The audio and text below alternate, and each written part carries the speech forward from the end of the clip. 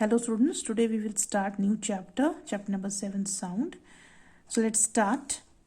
सुबह से लेके शाम तक हम लोग बहुत सारे साउंड सुनते हैं, बहुत सारी आवाज़ सुनते हैं, ह्यूमंस की, एनिमल्स की, व्हीकल्स की, टीवी, रेडियो, मशीन्स, बेल्स, ये सारी साउंड्स हम सुनते हैं। ठीक है, सारी आवाज़ें हम सुनते हैं। तो साउंड क्या है? Sound is a form of energy. ठीक है, साउंड एक एनर्जी का फॉर्म है जो हमारे अंदर या हमारे ईयर्स के अंदर सुनने की सेंसेशन को प्रोड्यूस करता है। ठीक है, जिसकी वजह से हम सुनते हैं। और हमें और साउंड प्रोड्यूस कैसे होती है? साउंड प्रोड्यूस होती है जब ऑब्जेक्ट वाइब्रेट करते हैं। ठीक है, तो जो वाइब्रेटिंग ऑब्जेक्ट होती है उनकी जो मैकेनिकल एनर्जी होती है वो एनर्जी ट्रांसफॉर्म होती है into another energy which we call it as sound energy, और उसी से हमको सुनाई देता है। सो इस चैप्टर में हम पढ़ेंगे कि साउंड क्या होता है और ये कैसे प्रोड्यूस होता है, राइट। और इसकी क्या इसकी कितनी हर्ट्ज या कितनी फ्रिक्वेंसी हम सुन सकते हैं, कौन सी ऑडिबल फ्रिक्वेंसी है जिन्हें हम सुन सकते हैं और कौन सी ऐसी फ्रिक्वेंसीज हैं जिन्हें हम सुन नहीं सकते हैं। तो this is all we are going to learn in this chapter. So let's start. Production of sound. Sound is produce whenever an object vibrate. तो मैंने आपको बताया कि जब ऑब्जेक्ट वाइब्रेट करता है तो वो साउंड प्रोड्यूस करता है। जब भी हम किसी ऑब्जेक्ट को वाइब्रेट कराते हैं तो वो साउंड को प्रोड्यूस करता है। और वाइब्रेशन क्या है? वाइब्रेशन एक तरह का बहुत fast to and fro motion होता है ऑब्जेक्ट का। ठीक है, और अराउंड इट्स इक्विलिब्रियम पोजीशन। ठीक है, उसके इक्विलिब्रियम पोजीशन पे ही वो to and fro movement start करता है, उसी को वाइब्रेशन बोला जाता है। तो इस चीज़ को समझने के लिए हम यहाँ पे एग्जाम्पल में देखेंगे। This is known as a tunic folk. इसको ट्यूनिक फोक बोलते हैं, दिस वन। ठीक है, तो इसमें क्या होता है, आपको एक ट्यूनिक फोक लेना है और यहाँ से ये स्टेम एरिया, यहाँ से आपको इसको पकड़ना है और इसको प्रोंग्स बोलते हैं। ठीक, इसके प्रोंग्स को आपको रबर पैड से हिट करना है। जब आप इसको हिट करेंगे तो इसके जो प्रोंग्स हैं, ठीक है, ट्यूनिक फॉक के जो प्रोंग्स हैं ये वाइब्रेट करना शुरू कर देंगे। आप यहाँ देखेंगे ये जो डॉटेड लाइन्स हैं ये वाइब्रेशन दिखा रही हैं ट्रू एंड फ्रो का। ठीक है, तो टू एंड फ्रो वाइब्रेट करना शुरू कर देते हैं जिसकी वजह से हमको एक हल्की सी साउंड सुनाई देती है। तो ये साउंड कहाँ से प्रोड्यूस हुई?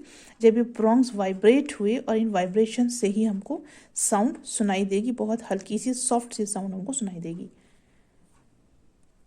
सेकेंड एग्जाम्पल है, यहाँ पे आप देखेंगे कि एक ये बॉल है। ठीक है, एक बहुत हल्की सी प्लास्टिक की बॉल है। इसको थ्रेड की मदद से एक रिजिड सपोर्ट में यहाँ पे टाई कर दिया गया है। उसके बाद क्या करना है, आपको ट्यूनिंग फोक लेना है अगेन, और उसका जो प्रोंग्स हैं उनको आपको रबर पैड से हिट करना है। और उसके बाद में जब आप देख रहे हैं यहाँ पे वाइब्रेशन हो रहा है तब आप इसको बॉल से टच कराएंगे। ये टेबल टेनिस की बॉल है, जब इसको टच कराएंगे तो ये बॉल मूव करने लगेगी टू एंड फ्रो में। ठीक है, so this start moving into two and फ्रो। आप यहाँ देखेंगे ये ऑसिलेट करने लगेगी और इसके बाद आपको जब ये ऑसिलेट करने लगेगी तो आपको एक साउंड सुनाई देगी। ठीक है, हल्की सी, बहुत हल्की सी साउंड आपको सुनाई देगी। सो ये साउंड कहाँ से आ रही है? बिकॉज ऑफ द वाइब्रेशन की वजह से ये साउंड आपको सुनाई दे रही है। दूसरा एग्जाम्पल देखेंगे रबर बैंड का। आप लोगों ने ये बहुत बार किया भी होगा। अगर आप रबर बैंड को दोनों साइड से आप उसको होल्ड करिए और मिडिल से जब आप उसको वाइब्रेट करेंगे या उसको वो करेंगे, पुल करके उसको जब रिलीज करेंगे तो उस वक्त आपको क्या लगेगा, ये वाइब्रेशन आपको दिखाई देगा, इस तरह से आपको दिखाई देगा। और इसी के साथ आपको एक बहुत हल्की सी आवाज़ भी सुनाई देगी। तो आप यहाँ पे देखेंगे कि यहाँ पे क्या होता है, stretched rubber band vibrates up and down.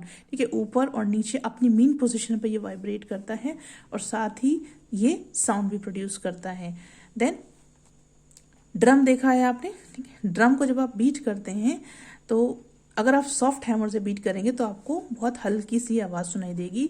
And if one gently touches the membrane of the drum he can feel it's vibration. जैसे ही आप ड्रम की जो मेम्ब्रेन है उसको हल्के से भी टच करेंगे तो आपको एक तरह का वाइब्रेशन आपको फील होगा। और साउंड जो प्रोड्यूस होती है ड्रम में ये बिकॉज ऑफ द वाइब्रेशन। ठीक है, मेम्ब्रेन पे जो वाइब्रेशन सेटअप होता है उसी से आपको साउंड प्रोड्यूस जो होती है उससे वो सुनाई देती है। देन अगर आप स्ट्रिंग ऑफ सितार, गिटार और सितार में आपने देखा होगा स्ट्रिंग्स होते हैं, जब उनको प्लग किया जाता है तो उसके प्लग की वजह से क्या होता है, स्ट्रिंग वाइब्रेट करने लगते हैं टू एंड फ्रो में और साथ ही साथ आपको साउंड सुनाई देना शुरू हो जाती है। उसके बाद देखेंगे विसल, ठीक है, जब विसलिंग करते हैं, सीटी बजाते हैं या बांसुरी बजाते हैं, तो उसमें क्या होता है कि जो एयर होती है विसलिंग के टाइम पे, जो एयर होती है फ्लूट में जो एयर होती है और विसल में जो एयर आप प्रोड्यूस करते हैं एयर, उसकी वजह से क्या होता है कि जो एयर है वो वाइब्रेट होने लगती है और जिसकी वजह से साउंड हमको सुनाई देती है। ठीक है, तो ये सारे जो एग्जाम्पल्स हैं ये आपको क्लियरली बताते हैं कि जब ऑब्जेक्ट वाइब्रेट करते हैं तब साउंड प्रोड्यूस होती है। और the sound of human voice is produce, हमारी जो वॉइस है वो कैसे प्रोड्यूस होती है, हमारे थ्रोट में वोकल कॉर्ड्स हैं, जब वो वाइब्रेट होते हैं तब हमको आवाज़ सुनाई देती है, हमारी आवाज़ प्रोड्यूस होती है। और हम जो किसी इंसान की आवाज़ सुनते हैं तो जब उसके वोकल कॉर्ड वाइब्रेट होते हैं तब वो आवाज़ प्रोड्यूस होती है और वो हमें सुनाई देती है। Next will see how sound propagate, sound कैसे ट्रेवल करती है। हमको पता है कि साउंड कैसे प्रोड्यूस होती है, जब ऑब्जेक्ट वाइब्रेट करते हैं तो साउंड प्रोड्यूस होती है। और जो साउंड है वो ट्रेवल करती है मीडियम्स के थ्रू, एक पॉइंट ऑफ जनरेशन से जहाँ से वो जनरेट हो रही है वहाँ से वो मूव करती है और लिसनर्स के ईयर तक जाती है। तो जो मीडियम होता है जिससे साउंड ट्रेवल करती है या प्रोपोगेट करती है वो सॉलिड भी हो सकता है, लिक्विड भी हो सकता है और गैसेस भी हो सकता है। जबकि साउंड एनर्जी वैक्यूम के थ्रू ट्रेवल नहीं कर सकती। वैक्यूम क्या है, जहाँ पे मटेरियल मीडियम नहीं होता है उसको वैक्यूम बोलते हैं। तो वैक्यूम में साउंड वेव्स ट्रेवल नहीं करती हैं। तो इस चीज़ को हम एक्सपेरिमेंटली यहाँ पे पढ़ेंगे कि कैसे ये पॉसिबल है या ये इस चीज़ को प्रूव करता है एक्सपेरिमेंट। इसके लिए हमको बेल जार चाहिए। दिस इज बेल जार, यहाँ पे ये बैटरी है, ये स्विच है, ये इलेक्ट्रिक सेल है, then here it is a vacuum pump. हमको करना क्या है कि देखिए, हमको सबसे पहले इसका एक कनेक्शन करना है, ठीक है। इलेक्ट्रिक बेल को हमको कनेक्ट कर देना है बैटरी के साथ और स्विच को भी ऑपरेट करना है और स्विच को हम ऑपरेट करेंगे बाहर से, ठीक है। तो और बेल जार को आपको यहाँ पे कनेक्ट कर देना है वैक्यूम पंप से। अब क्या करना है कि हमको सबसे पहले हम क्या करेंगे कि हम स्विच ऑन करेंगे बेल को। जब हम बेल को स्विच ऑन करेंगे तो साउंड आएगी, ठीक है, बेल की साउंड आपको सुनाई देगी। और इसके इमीडिएटली इसके बाद हम क्या करेंगे, यहाँ से वैक्यूम पंप को भी ओपन कर देंगे। जैसे हम वैक्यूम पंप को स्टार्ट करेंगे तो जो एयर जार के अंदर है वो धीरे धीरे बाहर निकलना शुरू हो जाएगी। जब बाहर निकलने लगेगी तो आपको साउंड जो इलेक्ट्रिक बेल की आ रही है वो धीरे धीरे फेंट होती हुई सुनाई देगी, मतलब हल्की हल्की सुनाई देगी। जबकि इसमें अभी इलेक्ट्रिक करंट पास हो रहा है, ठीक है, बैटरी ऑन है, फिर भी आपको उसकी आवाज़ स्लो सुनाई देगी। और कुछ समय के बाद में बहुत ही कम एयर यहाँ पे बचेगी बेल जार के अंदर, तो आपको बहुत ही कम आवाज़ सुनाई देगी। और कुछ समय के बाद जब एयर कंप्लीटली इसमें से पम्प्ड आउट हो जाएगी उस वक्त आपको बिल्कुल भी आवाज़ सुनाई नहीं देगी, जबकि बैटरी ऑन है फिर भी आपको आवाज़ सुनाई नहीं देगी। उसके बाद आप क्या करेंगे, बैटरी को वैक्यूम पंप को डिस्कनेक्ट कर देंगे। जब डिस्कनेक्ट करेंगे तो इसके अंदर से क्या हो जाएगा, एयर को आप प्रोड्यूस करना शुरू कर देंगे। वैक्यूम पंप बंद हो गया है, एयर आपने इंट्रोड्यूस करना शुरू कर दिया। उसके बाद फिर से आपको रिंग की आवाज़ सुनाई देने लगेगी, बेल की आवाज़ सुनाई देने लगेगी, बेल रिंग हो रही है। तो इसका मतलब क्या है कि अगर वैक्यूम आप क्रिएट कर दे रहे हैं तो आपको सुनाई नहीं दे रहा है आवाज़, तो वैक्यूम में साउंड वेव्स ट्रेवल नहीं करती, ये चीज़ को प्रूव कर। So this proves that sound can not travel through vacuum. तो आपने यहाँ पे इस चीज़ को ऑब्जर्व कर लिया कि जब आपने यहाँ पे पूरा वैक्यूम क्रिएट कर दिया तो आपको साउंड सुनाई नहीं दे रही थी, क्योंकि साउंड वेव्स वैक्यूम में ट्रेवल नहीं कर सकती, प्रोपोगेट नहीं कर सकती। साउंड वेव्स को मटेरियल मीडियम की ज़रूरत होती है प्रोपोगेट होने के लिए। यहाँ पे मटेरियल मीडियम के फॉर्म में हमने एयर को लिया था, ठीक है। तो वैक्यूम के अंदर साउंड वेव्स ट्रेवल नहीं कर सकती हैं।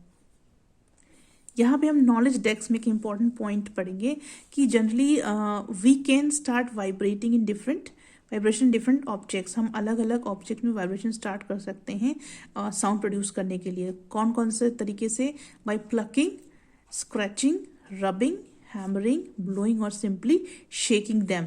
तो ये सारी जो एक्टिविटीज़ आपको दी हुई, जब इसमें से कुछ भी आप करते हैं तो उस वजह से क्या होता है, वाइब्रेशन वहाँ पे स्टार्ट हो जाती है और वाइब्रेशन की वजह से साउंड प्रोड्यूस हो जाती है।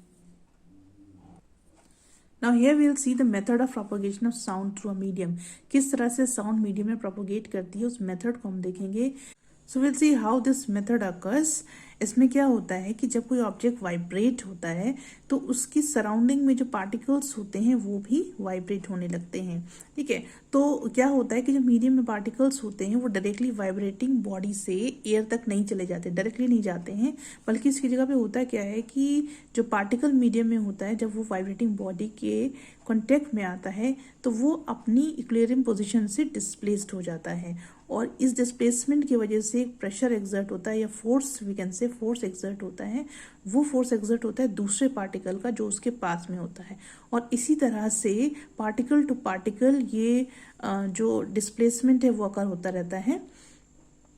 सो आफ्टर डिस्प्लेसमेंट, जब डिस्प्लेसमेंट हो जाता है एडजेसेंट पार्टिकल का, तो जो पहला वाला पार्टिकल है जहां से स्टार्ट हुआ था वो अपनी ओरिजिनल पोजीशन पे चला जाता है। सो ये जो प्रोसेस है डिस्टर्बेंस ट्रांसफरेंस का, एक पार्टिकल मीडियम से दूसरे पार्टिकल मीडियम तक तब तक कंटिन्यू रहता है जब तक कि हमारे ईयर के पास का जो पार्टिकल है जब तक वहां तक ये वाइब्रेशन ना पहुंच जाए। ठीक है, तो वो पार्टिकल स्टार्ट करता है वाइब्रेट करने के लिए, और तब हमको हमारी ईयर्स में तब साउंड पहुंचती है। राइट, तो this is the way how sound travels. और फिर यहाँ पे देखेंगे जो डिस्टर्बेंस क्रिएटेड होता है by the source of a sound. ठीक है, जो भी सोर्स ऑफ साउंड से डिस्टर्बेंस क्रिएट हो रहा है मीडियम में वो ट्रेवल करता है मीडियम पार्टिकल्स से, लेकिन कोई भी बॉडली मोशन पार्टिकल मीडियम का नहीं होता है, यानी कि पार्टिकल कहीं मूव नहीं करता है, वो सिर्फ ट्रांसफर करता रहता है डिस्टर्बेंस को जो उसके अंदर क्रिएट होता है because of the vibrating object. So medium particles simply vibrate to and fro about their respective equilibrium positions. ठीक है, वो अपनी जगह पर ही to and fro में मूव करते रहते हैं, और साथ ही साथ वो ट्रांसफर करते रहते हैं डिस्टर्बेंस को, यानी कि एनर्जी को जो उनके पास वाले पार्टिकल हैं उसको ट्रांसफर करते रहते हैं, और इस तरह से डिस्टर्बेंस प्रोपोगेट करता है सोर्स ऑफ साउंड से लिसनर तक। राइट, सो ये जो मेथड है साउंड का, साउंड एनर्जी का प्रोपोगेट होने का, इसको बोलते हैं वेव मोशन। ठीक है, तो wave which requires a material medium for their propagation are called mechanical waves. तो वो वेव्स जिनको ट्रैवल करने के लिए मीडियम की जरूरत होती है, उनको हम बोलते हैं mechanical waves. Thus we can say that sound energy travels through a medium say air as mechanical wave. तो जो साउंड एनर्जी है वो मीडियम में ट्रैवल करती है एज अ मैकेनिकल वेव्स, क्योंकि उसको ट्रैवल करने के लिए क्या चाहिए, एक मीडियम चाहिए। ठीक है, तो बिना मीडियम के वो ट्रैवल नहीं कर सकता। ठीक है, मटेरियल मीडियम की जरूरत होती है। So this is the method. Here we'll see some important point in the knowledge text. दो एस्ट्रोनॉट आपस में बात नहीं कर सकते जब वो मून के सरफेस पे हों। ठीक है, लेकिन अर्थ के सरफेस पे बात कर सकते हैं, लेकिन मून के सरफेस पे वो एक दूसरे से बात नहीं कर सकते। ऐसा इसलिए होता है क्योंकि कोई भी एटमॉस्फेयर मून पे नहीं होता है, और जब एटमॉस्फेयर ही नहीं है तो साउंड जो है वहाँ पे ट्रेवल नहीं कर सकती। तो एक एस्ट्रोनॉट से दूसरे एस्ट्रोनॉट पे बात नहीं जाएगी, साउंड ट्रेवल ही नहीं करेगी। तो क्योंकि वहाँ पे कोई मीडियम नहीं है उनके बीच में, तो उन लोग आपस में अगर बात करेंगे भी तो कुछ भी सुनाई नहीं देगा। देन सेकेंड पॉइंट आपको दिया हुआ है कि बहुत सारे एक्सप्लोजन होते ही रहते हैं, लगातार होते रहते हैं स्पेस के अंदर। ठीक है, फ्री स्पेस में बहुत सारे एक्सप्लोजन होते रहते हैं, लेकिन हमको सुनाई नहीं देते हैं। क्यों नहीं सुनाई देते? सेम रीजन, क्योंकि वैक्यूम है और वैक्यूम में साउंड ट्रेवल नहीं करती है। So this is very important point two understand.